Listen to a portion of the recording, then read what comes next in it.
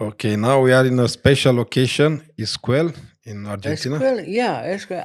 Therefore I wanted to show the game. First of all, the game is very interesting. Mm. Theoretically, tactical game. A lot of surprises and so.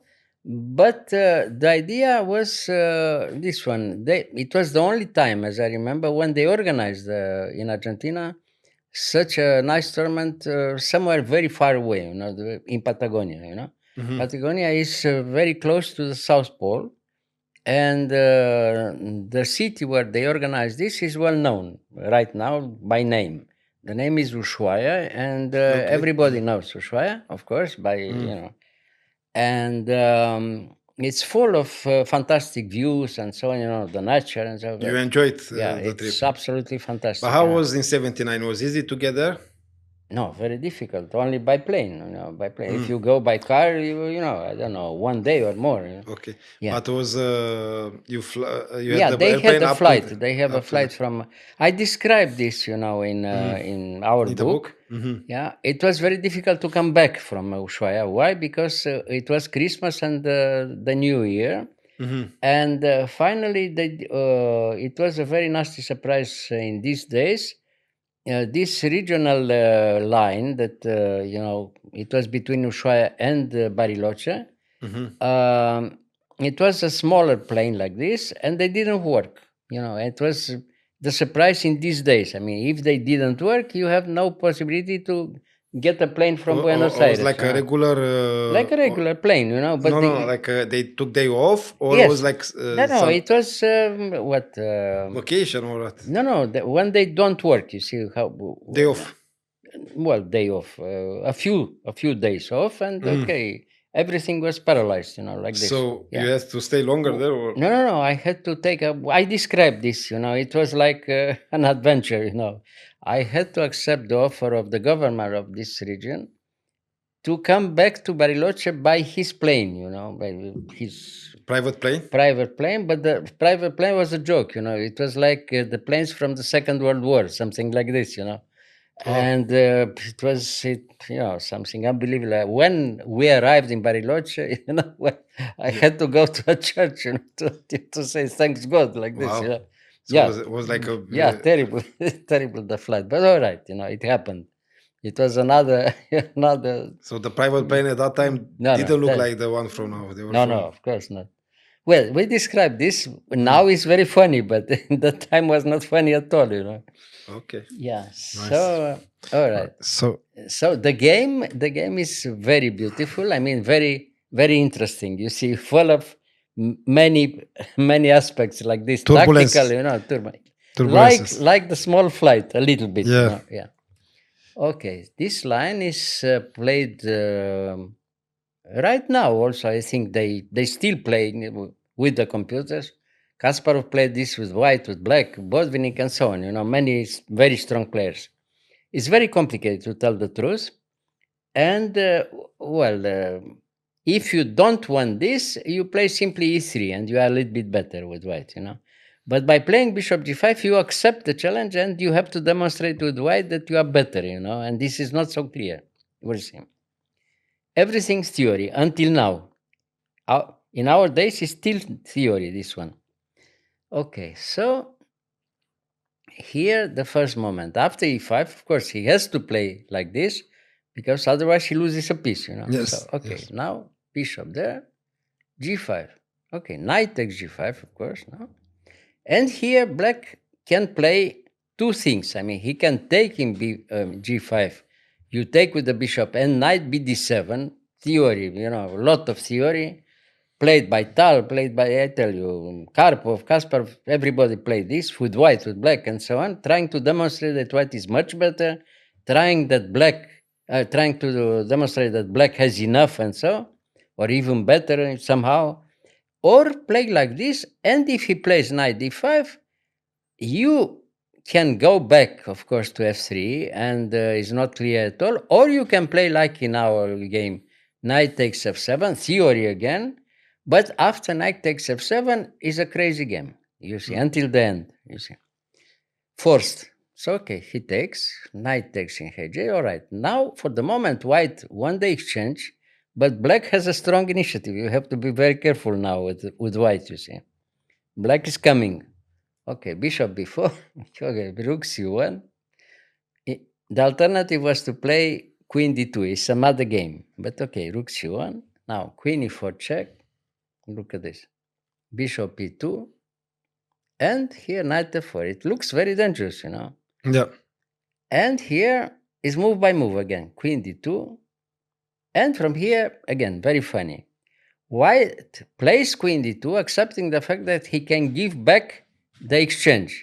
But then he has time to consolidate the king, and he's better in any position and taking the initiative, you know. Right. The idea was to take immediately back the exchange with knight g2 check.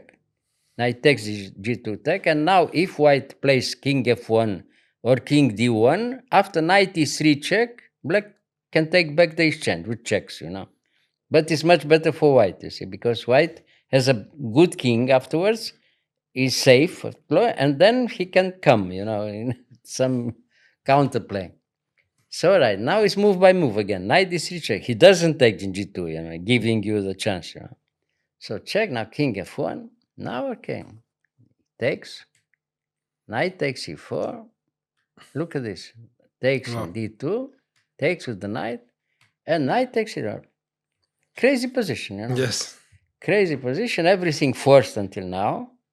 But I wasn't very happy here because it was one of the variation I didn't like for white too much. Black has, you know, always some tactical chances and is always move by move, and you have to be very careful because now, in any position, the A pawn is there. You know, you can remember, you can have the surprise that the A pawn is coming very quickly. Yes. So now again is move by move, okay, centralizing the pieces, you know, knight e4, very good. Now a5 immediately. Now the best way to do it is by playing h4 with the idea to put the rook in h3, you know. The rook in h1 is doing nothing for the moment. In h3 is active enough, and you control the third rank.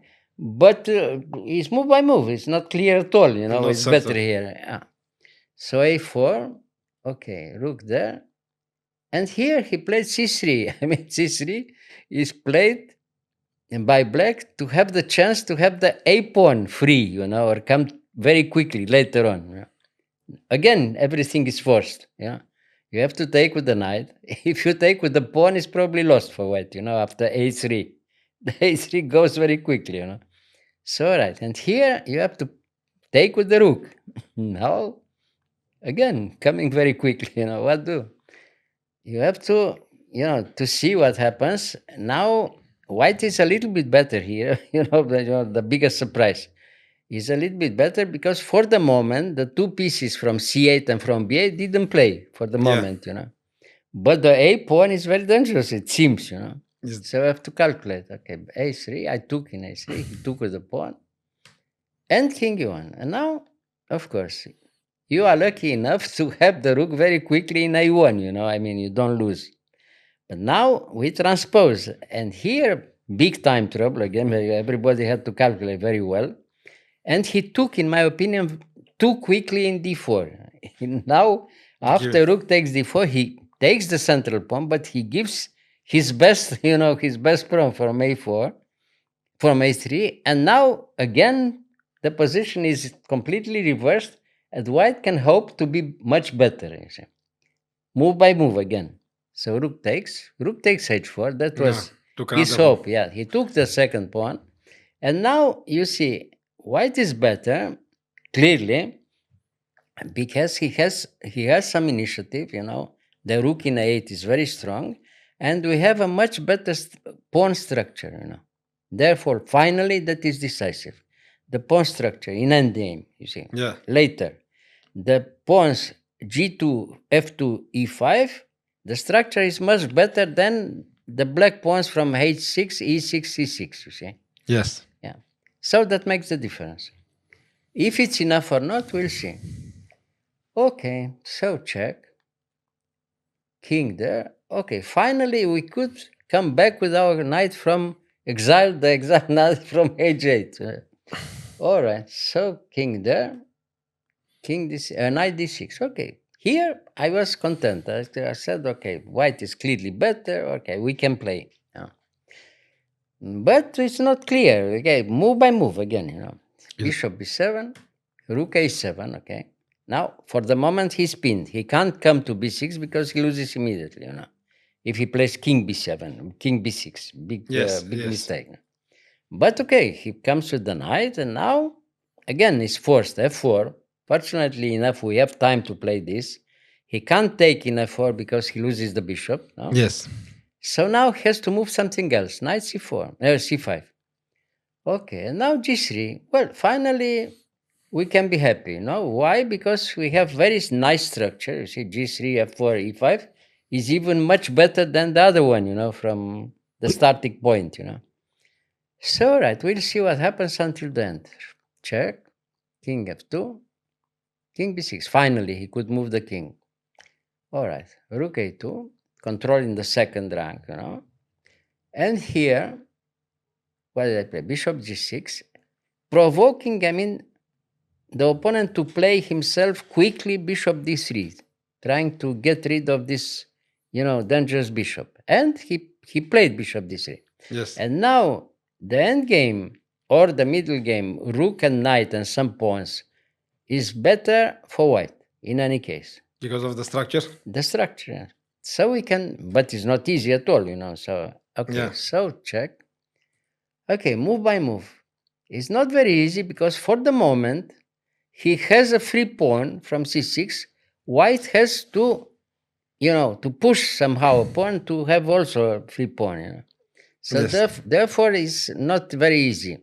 The best idea now is to come with our king. From the white king is trying to come to f6, It takes a little bit of time.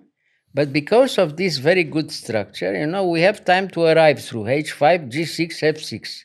When we arrive in f6, it's very good. It's almost winning for white. But it's move by move all the time, Okay, so rook b4. Of course, he doesn't want to give you that.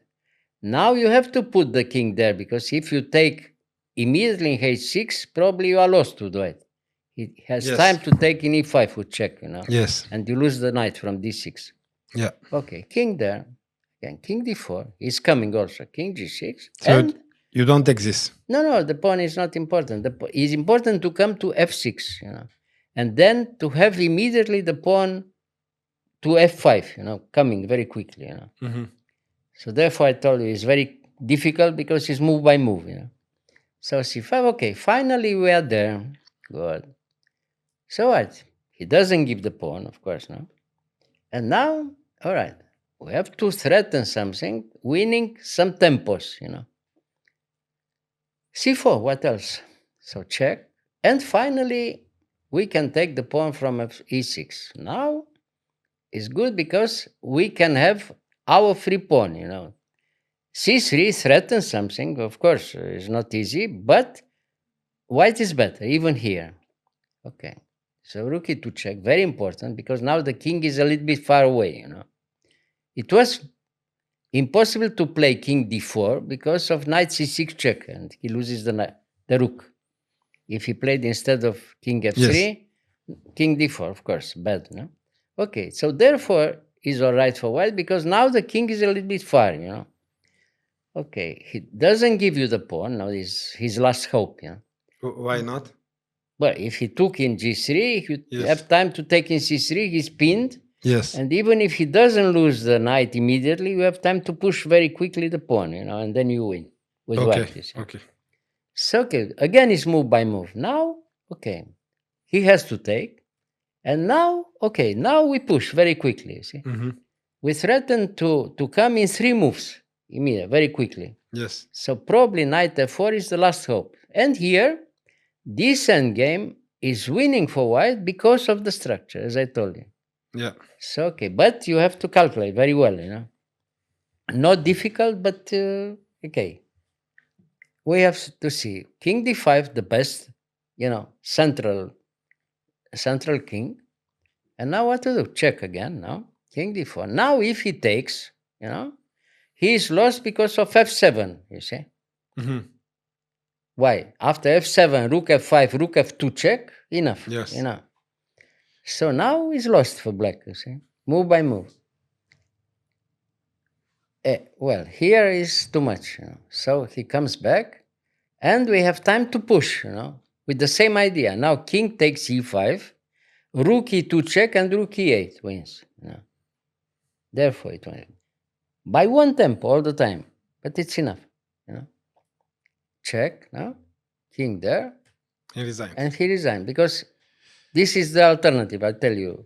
So rook here- f8. If he plays rook f8, e6. If he takes the rook again, is you take there. But even if he had time to come to an end game after king takes e5, after rook e1 check and rook e8, he's not check anymore, and he can resign. You see? But very, very complicated game, and until the end, of course. Yes. Yeah, unclear. In one moment, it was very unclear. Even now, I'm not sure who is better. We have to see with the small monster. No, I like that. No, because but like this, it was human, Yes. and it was, a On the lot board. of a lot of thinking. thinking, a lot of fight, and so on. Very beautiful, Yes. Yeah.